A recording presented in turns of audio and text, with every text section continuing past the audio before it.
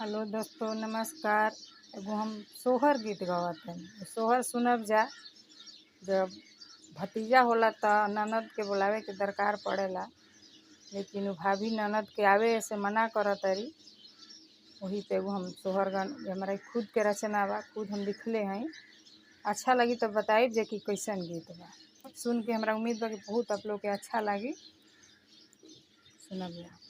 लाइक, comment, subscribe जरूर करब।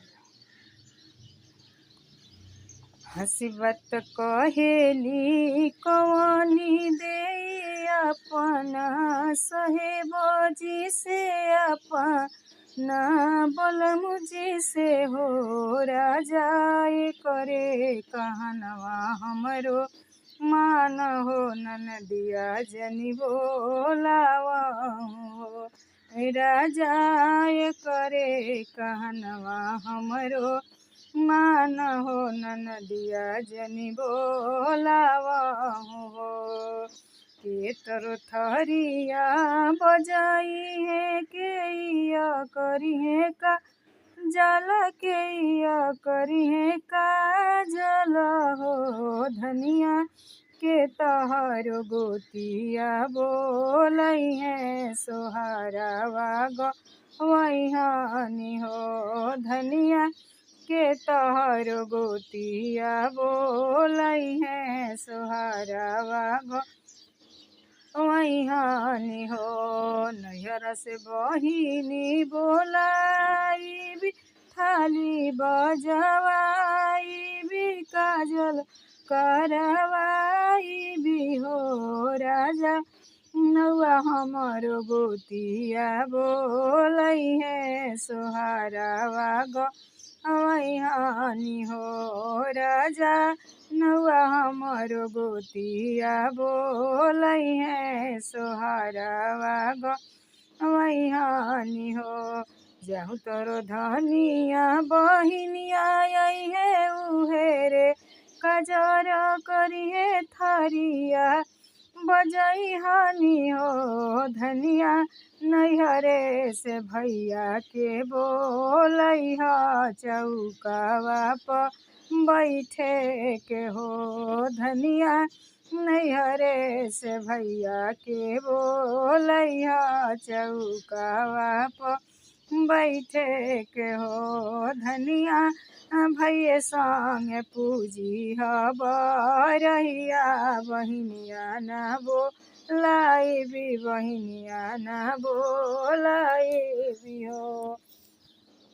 अतन बचन धनी सुनेली सुनाही न पावेली सुनाही न पावेली हो ललना ललना सौरी में से कैली तेली फोन हो ननद भेजली नेवत ननद भेजली नेवत हो ललना सौरी में से कैली तेली फोन हो ननद भेजली नेवत ननद भेजली नेवत हो ननदिया जुहौए बचा के रहिया हो सवेरे बेकती अइहा हो सवेरे बेकती अइहानी हो जेकरा ही कोसिला ऐसन माता बाड़ी दशरथ ऐसन पिता बाड़े दशरथ ऐसन पिता बाड़े हो ललना जिनका हो रमैया ऐसान भाई हो बहिनिया कैसे छुट्टी है हो बहिनिया कैसे छुट्टी हानि हो ललना जेकर हो रमैया ऐसान भाई नैहरवा कैसे छुट्टी है हो नैहरवा कैसे छुट्टी हानि हो जे यही मंगल गावे लगाई के सुनावेला हो ललना जुग जुग बढ़े वात हो पुतर फल पावेला पुतर फल पावेला हो उनकर जुग जुग बढ़े हवा तो पुत्र फल